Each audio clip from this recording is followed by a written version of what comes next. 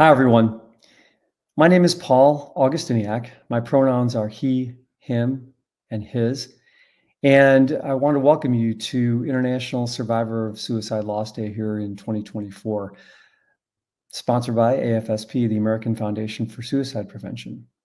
And before we get started, I'd like to talk a little bit about AFSP and our mission, which is to save lives and to bring hope to those who are affected by suicide.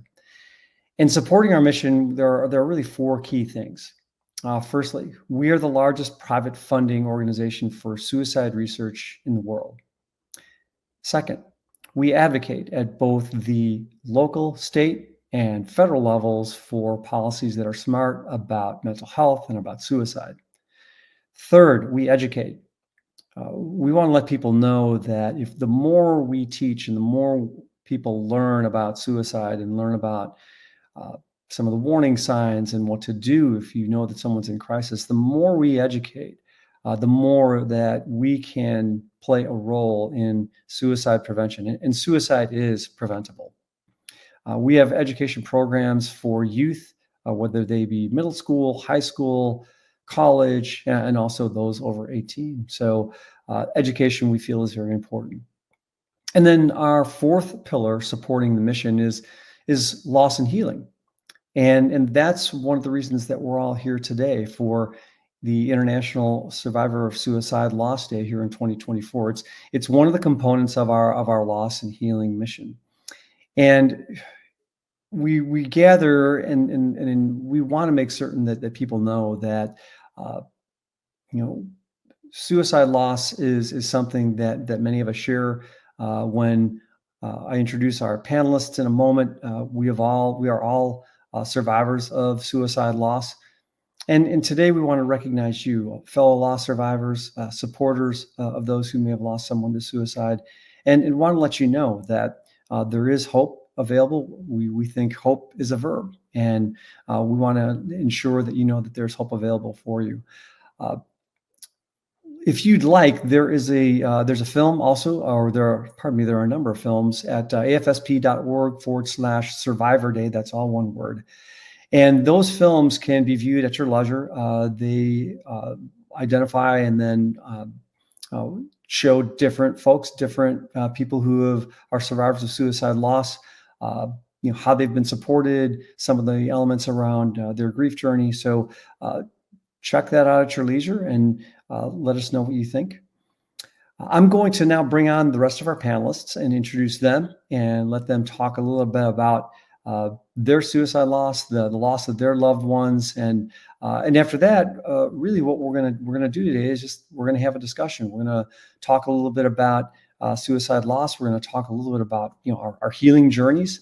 We'll talk a little bit about things that helped each one of us, because healing in this journey is an individual. It's to every individual. It's very personal, and it's certainly not linear.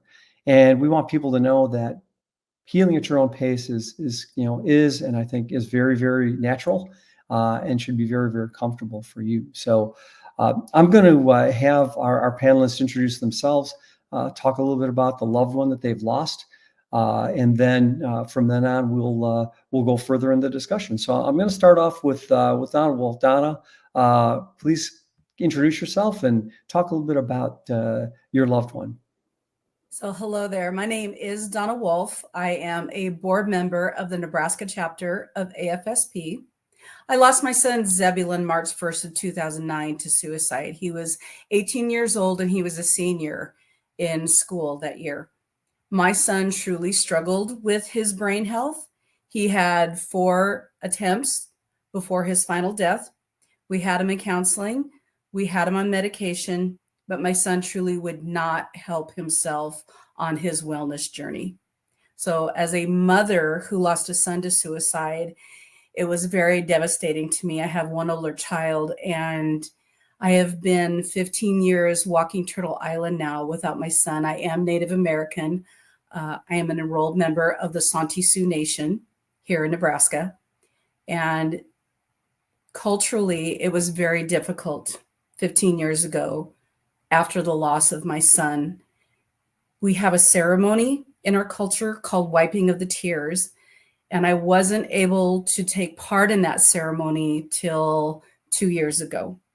So that was very healing for me. But right after his death, I was not connected at all with my culture. I am now. And I can truly say the smudging and the sweats and the beating and the drumming and the dancing was one of the true things that did help me after my son's death. Thank you, Donna, and I'm very sorry for your loss. Let's go to you, Teresa. Teresa Daniels, could you talk a little bit about and introduce yourself? Talk a little bit about your loved one. Good afternoon. My name is Teresa Daniels, and I am on the Tampa Bay chapter of the board for AFSP. I lost my son, Tristan Daniels, 10 years and 7 months ago. He was 18 years old. He was a senior in high school, about 5 weeks away from graduating. His date of passing is April the 14th of 2014. He loved music, so he played the trombone. He was able to play the cello when he was in middle school. He was a part of his high school's marching band called the Marching Mustangs. He also played in the jazz band. So he was very musical. When he was younger, when he was a lot younger, he played soccer, was a very good soccer player. He could actually kick the ball with both of his feet, which of course drove his opposing team members crazy. But he was very funny. He was very loving. A lot of his friends considered him to be what they called the class clown. He had a very good heart, was very kind, loved to be like a big brother to many of his female friends. You know, he was also like a very big and stalking young man. And so they found him to be very comforting and very teddy bear-like for a good protector. So, yeah. Thank you, Teresa. That's And I don't know if I said that before, but Tristan was also my only child. So I'm very sorry for your loss. Thank you, Jimmy. Let's go to you then. Please talk a little bit about your loss and your loved one. Yeah, my name's Jimmy Martin. I'm a member of the Austin chapter, and basically it's more of a volunteer role. Me and my wife, we lost our nephew in 2015. He was 23 years old, had the world in his hands. You know, and it just took us by surprise, the whole family. And so we started what's helped us was the walk that we registered for that year. We didn't know what to expect. It was hard, but once you're there experiencing it with other people that share the same thing, because the stigma around the world is let's not talk about mental health and problems. And that is what helped us get through. And so now we just keep doing stuff now to bring awareness to everybody, whether it be through the walks, this panel right here. This is a great deal. This is, until the other day, I didn't know anything about it, and I watched the videos, and it's really nice to see. But like I say, Jordan, he was, like you could say, 23, young, life of the party. His senior year in high school, he took a national math exam and was third in the nation. Very smart. Had a full ride scholarship to UTSA engineering school, but fell in love with a girl too and didn't end up going. But you know, he still loved life. He was my hunting partner and he worked with me. But with AFSP, that has definitely helped my family and us get along. And it's not the normal life, it's a new normal. So you learn how to adjust to every day. Not, football season was real big to him. We'd walk out in the garage and watch football, and, we miss him, but he's in that garage with us. So, but we thank AFSP for the support they give the families, and we appreciate y'all, and thank y'all for including me in this. Thank you, Jimmy, and very sorry for your loss of Jordan. Teresa, your loss of Tristan, and Donna, your loss of Zebulon. My name is Paul Augustiniak. I am the board chair here in the state of Tennessee for AFSP. I also serve on our National Loss and Healing Committee. And we lost my wife, Alice, in 2016 to suicide in November. And what I remember about Alice, really, I lost my wife and my partner, my traveling companion, my my movie companion, and my sons lost their mother. And I know that it's different between people, whether it's losing a spouse, whether it's losing a sibling, whether it's losing a child or a relative. Everyone has a different way of being able to coping with and dealing with their loss.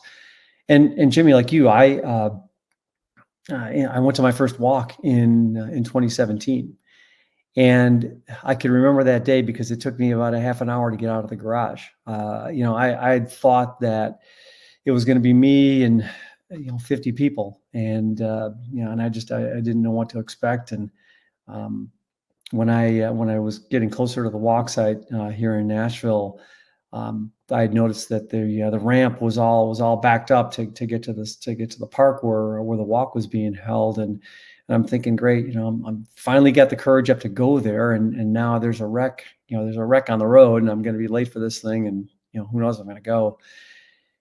And what I came to realize was those people were all there going to the walk, and having that sense of community and the sense that I wasn't alone, in the sense that there were others that were sharing their grief, their loss, supporting one another, whether they be people who had lost someone themselves, whether they were someone who was struggling and maybe had lived experience. Maybe it was someone who just wanted to support us. It amazed me how many folks were there and how much support I felt, and the comfort that I felt when I was there. So Jimmy, I feel you. I feel you. It was amazing. And really the seminal moment of when I started to become a volunteer, and have been volunteering with AFSP ever since. So I wanted to thank each and every one of you. Thank you very much for your stories and what you've done. Hello, my name is Teresa Daniels, and I am on the board of the Tampa Bay chapter. I am a Healing Conversations coordinator. I am the walk chair for the Pasco County Out of the Darkness Walk. I also do advocacy. So I've been to Washington and Tallahassee, advocating for the 988 number.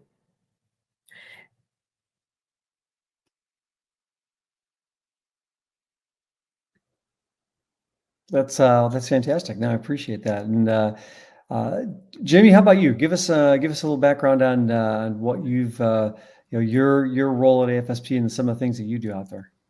All right, I'm Jimmy Martin, and I am a volunteer for AFSP. When I lost my nephew Jordan the first year in 2015, we actually went down for an AFSP walk at our state capitol. Didn't know what to expect, and basically every year since then, and every day, my family, we get up and we think about AFSP because they have helped us out since we lost Jordan. Like I say, the volunteering is what I do. We've actually, in the last 2 years, gotten a little more involved. And like I say, our fundraising and stuff we do every year. And now I kind of like the day before the walk, I go help load up. We go show up at the Capitol at 6 o'clock in the morning to get set up for the walk and basically tear it down and smile at everybody and give them hugs and go home. But that's what we do. We volunteer.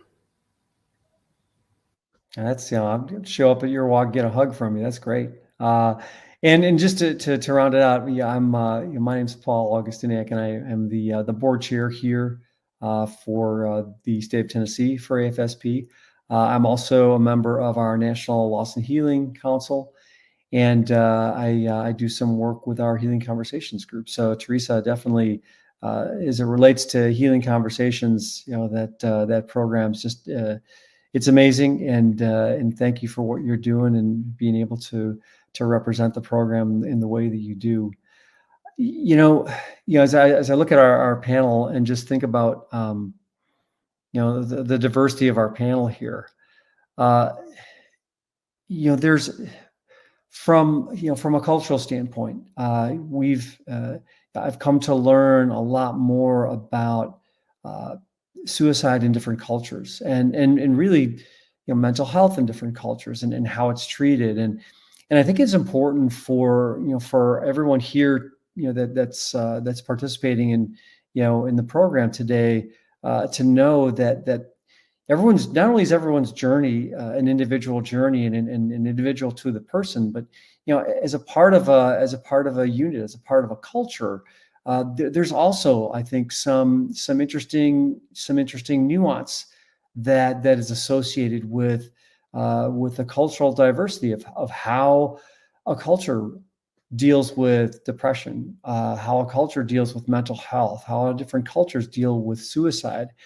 So, we're fortunate because we have great representation here. So I'd like to kick it off with Donna. Talk a little bit, if you don't mind, about the Native American culture. Talk a little bit about how your journey in suicide and survivorship, based on your culture. So I am an enrolled member of the Santee Sioux Nation here in Nebraska. I've worked for the Winnebago tribe of Nebraska, the Ponca tribe of Nebraska. So culturally, it is very taboo and stigmatized to talk about this topic of suicide, because in our native language, it doesn't matter what tribe that you belong to, there is no word that translates the word suicide. We always say that Creator gives us life, so our words matter, and we say that our loved ones gave their life away. It's much easier to start a conversation within the Native community if you use that language instead of the word suicide, because a lot of our elders, I am an elder in my tribe as well, a lot of our elders truly believe if you bring that topic up, you're bringing that horrible energy to the room. And that's not true, because we are a warrior society. We are able to address alcoholism and domestic violence and all types of other ugliness within our tribal nations. We also need to be talking about mental health, depression, and brain health as well. And I love our younger generation, because they are the next leaders of our tribes, and having that awkward conversation, being brave enough, being a warrior society, being brave enough to talk about it openly, using our culture, the beating, the drumming, the dancing, the smudging, the sweat lodges, all of that, it can be very healing. We do have a ceremony of our wiping of the tears as well. So culturally, yes, you can use your culture as prevention. We just need to give our relatives permission to talk about it. That's amazing. Thank you for sharing that. I've learned something today, and I really appreciate how you've articulated that, and how you've shared that. I'm appreciated again, and I think our audience also gets a better sense for what it means there. Hey, Jimmy, talk a little bit about from a cultural standpoint how how you deal with things, and what you can say about it. Well, the culture around is nobody wants to talk about suicide. It's like a bad word. The problem is you have to. Mental health is the driving force behind suicide, and I never really had to experience it until I lost Jordan. I never had a friend take his life. But when it happens to you or someone you know, then you're like, man, this is something. And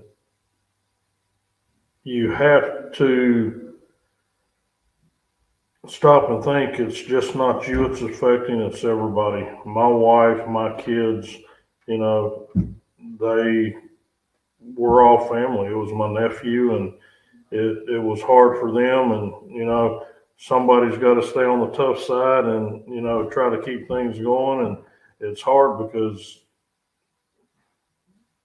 I wanted to be there for everybody else. But then you got to take time for yourself too, because it's hard for you in the long run. But like say the stigma that's around suicide, nobody wants to talk about it. And I've noticed over the last few years, the more we've been involved with AFSP, the more people that I know that, you know, come to our events or whatever we have. And we had people show up at the walk and join our team last year, that it actually has affected them too. So getting the word out there and getting the stigma off of suicide is what needs to happen. And with AFSP, that's what's happening. No, I appreciate that, Jimmy, and you make a really good point. You know, from a gender standpoint, you know, we're, you know, guys and fathers and you know, nephew or uncles. You know, I mean, we're supposed to be the strong ones, and you know, that's if that part of the culture too is something that we need to, you know, that's also, you know, how we try and, you know, figure out how to heal too. Hey, Teresa, talk a little bit about, you know, from a cultural standpoint, what you know, what the African American community goes through, and just give your perspective if you don't mind. Well, from an African American standpoint, it's definitely a big stigma. And with men especially, it's a sign of weakness. So that's not something you're supposed to talk about. It's more like a family issue. They want to kind of keep it inside. You don't really let a lot of people know what's going on. So the struggle with the African American community is just really getting out there and trying to find out that there are resources out there and available for you without being stigmatized, without being labeled. A lot of people think that, you know, you would be labeled something. So that's a challenge in itself. You know, Tristan was 18 and we didn't think he had any form of mental illness. There was definitely nothing diagnosed, you know, so what his issues were, we aren't really sure, but obviously being with AFSP for over 10 years, I've learned that there is some form of a mental challenge or crisis that you're in when you obviously die by suicide, but it wasn't something he clearly felt comfortable talking with to us or asking us if we could seek out any help from him. So for him rather. Yeah, I mean, really, it's really important to, you know, I think it's important to note that from a cultural standpoint, where there are taboos, and it's and you need to be part of it, and you need to be, you know, immersed in it so that you know. And again, I appreciate all of you sharing your views from a cultural standpoint on, you know, on suicide, and then certainly on as we here in Survivor Day about survivorship and some of the things that are important from a cultural standpoint. So thank you for all that. In, you know, personally as a survivor, it's helped me to be able to become more involved and present and educate and advocate and let people know that indeed suicide is preventable. And I applaud you, Teresa. It took me probably a year to say that Alice died by suicide. I mean, it took a long time for me to get my head around that word. And what I've come to learn is that we need to say the word suicide, because then we take the power away from the word. We take the power away from suicide, and we're able to talk about it, and we're able to speak about it and use that language so that that folks feel comfortable. I mean, we talk about it, and we've shown through AFSP research that asking someone about, you know, if they're feeling suicidal, or if they're thinking about killing themselves, that doesn't put the idea in their head. In fact, you know, our research has shown that it really is a relief to that person, that they know that somebody cared, they know that someone noticed enough to ask. And it could be as simple as what Jimmy was talking about, and that's, flashing a smile to someone or waving hello or just asking how they're doing, costs nothing. And that you might have just done something for that person that no one else did. You were the person that was brave enough to say, "Hey, how's it going? How you doing? How you feeling?" So that's I think it again incredibly important and a great point around just being able to talk about it, and it makes sense now. We've talked about it a couple of times. If you're in crisis, or even if you have a friend that's in crisis, dial or text 988. And on the other side of the line, if the agent will come on and let them know, hey, I'm not in crisis, but I'm worried about my friend. They dropped off the chat. They weren't at bowling. They didn't make the barbecue. They're not quite themselves, and I really don't know what to do. Those are experts. They can help. And specifically, if you dial or text 988, and if you push 1, that will go to someone who's dealt with military. 2 for Spanish, and 3 for those who are identify in the LGBTQIA plus community. So we want to make certain that here, as you're watching, that there is help available, that it's okay to reach out, even if, again, it's not you in crisis, you're concerned about a friend. And if it is you, please do so. Please reach out to 988. Let's talk a little bit about we're walking and Teresa, you got me going on this one too, and that's about just about all the folks that celebrated Tristan and Tristan's life. Let's talk a little bit about those that we have lost, and if there's some an approach to holidays and anniversaries and things like this, and how one might want to celebrate. And I'll start myself. I mean, we when Alice's birthday comes around, we celebrate and we sing happy birthday, and we have a toast, and it is something that we do, and something that we feel is still is a celebration of Alice's life, and it's something where this is one way that we remember, and this is one way that we celebrate. So I'm curious for just anybody, if they'd like, on the panel, if there's anything that pops to mind that you do for your loved one that celebrates them, or that a remembrance. I mean, it could be something that you do, a walk, a run, a bike ride, a barbecue. I mean, so what do you all do? Well, one of the things I do, actually, Tristan loved carrot cake. And carrot cake actually isn't something that I love, but I honor him by every day on his birthday having some carrot cake and praying I don't need to go to the dentist afterwards. But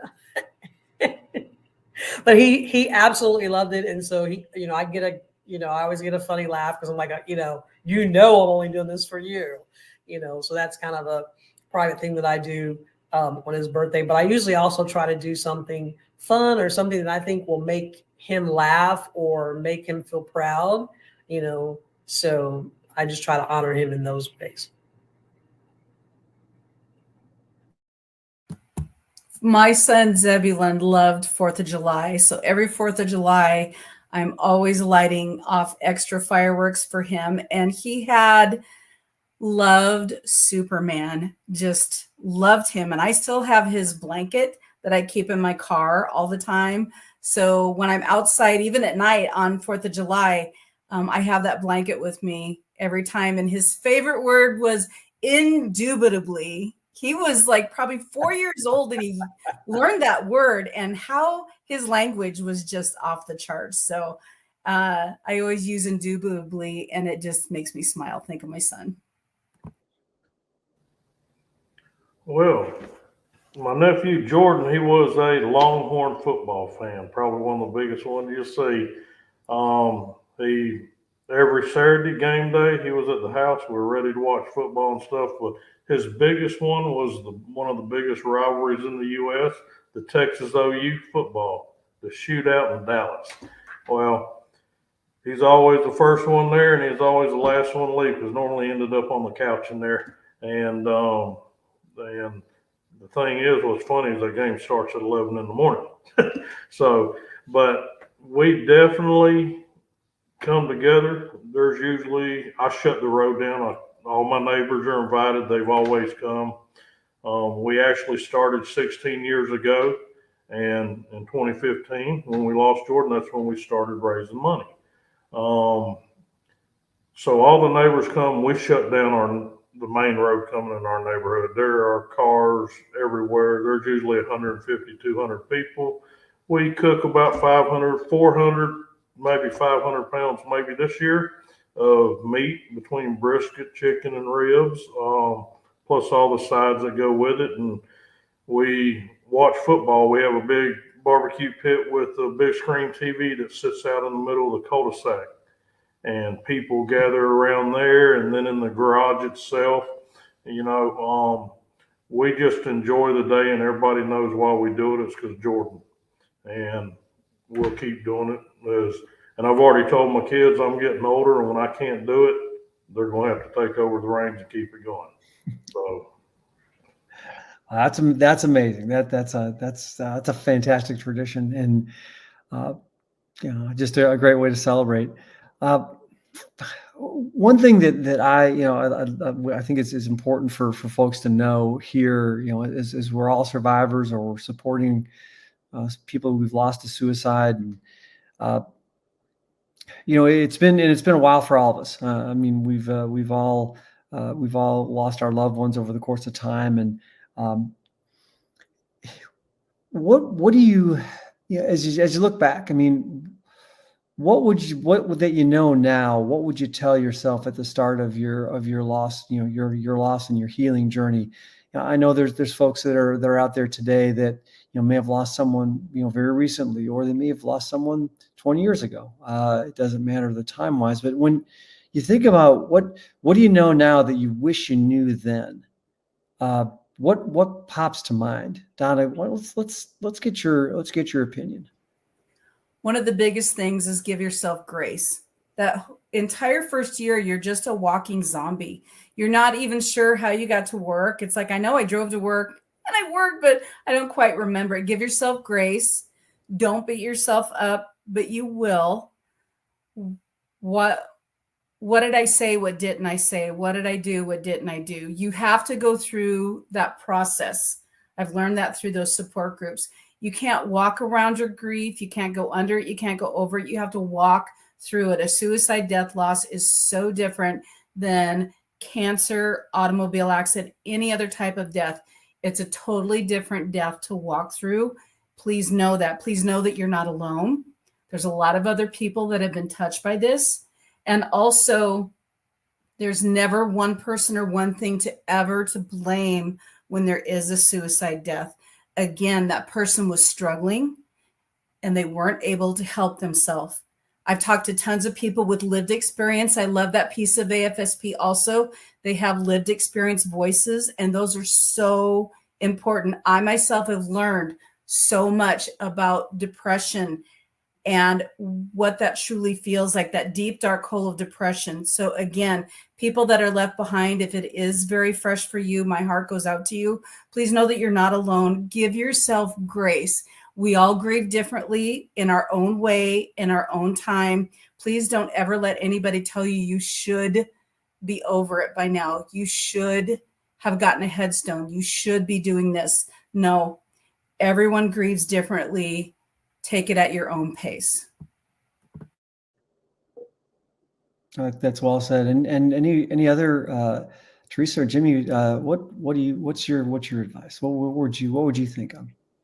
Well, I mean, just to address the question, one of the things that I wished I had known in the beginning that I know now is that my son was still with me, and being able to have my heart a little bit more open to recognize when he was actually reaching out. Right after my son, like, he was very musical. I actually used to sing. I was a singer. And one of the things that I used to sing to him when he was little was Somewhere Over the Rainbow. I mean, I sang it up to, the time he was 18 years old, but, I could get the eye rolling instead. When he was little, he used to love it.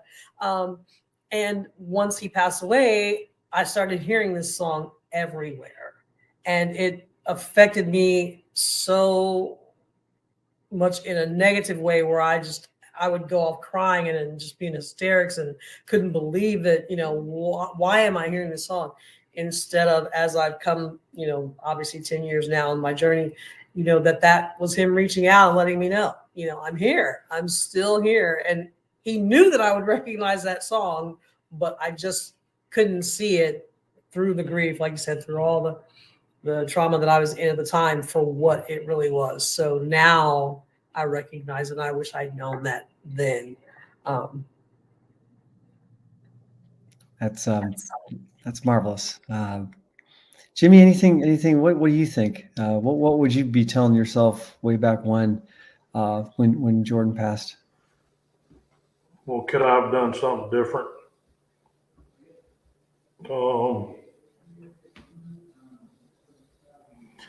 Yeah, or why?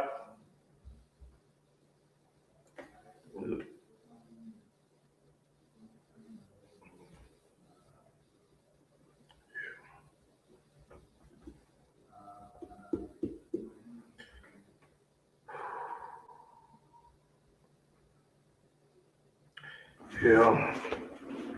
Yeah, so, if someone has a heart attack, or is in a car accident, But this kind of deal, suicide, you don't know. And you keep questioning and like, could I have done something different? Why didn't I see this? And, you can't do that to yourself. It's just like a regret. If you regret something you've done in your life, you're going to be miserable for it all the time. You can't regret anything you do. And,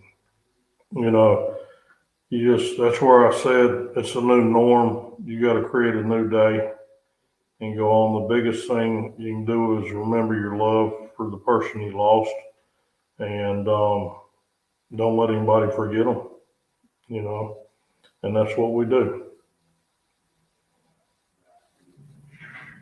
Thank you for sharing that, Jimmy.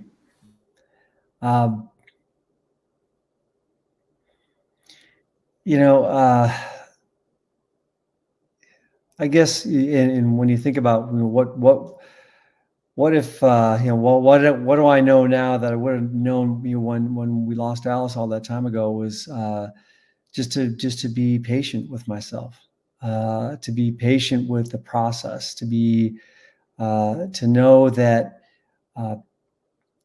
it is a process, and I can be and to be patient and know it's not linear. There are days that I still have bad days, still have bad moments, and letting myself know way back when that it's okay, it's going to happen. Be patient. That would have been helpful for me to think about that, and so that's something I know now that I wish I would have known before. And so as we walk through this journey together, all of us, I think about I would have been and thought about I could have been, I should be more patient with myself. So be patient with yourself. And Don, I love what you're saying. Give yourself grace. Open your heart to yourself. It's it's a loss that is different than any other loss. And by having us be patient with ourselves, be patient with one another, that's something I would think about. So I want to just say thanks to everybody for the time that you've spent with us today, that we've all spent together. Thanks for everyone out there in the audience who's taken time to listen and to be here with us on International Survivor Suicide Loss Day. We appreciate you having. Sometimes it takes courage, and it takes courage to take that first step. And if this is your first step, we it's wonderful that you've chosen to take it with us. And we want to let you know that there's help available. I want to let you know that you're not alone in your journey. There are a number of people who are there with you and for you. So, on behalf of AFSP, on behalf of our organization, Teresa, Jimmy, Donna, On behalf of all of you, thank you very much. And we appreciate you spending the day with us, spending some time with us. Take care.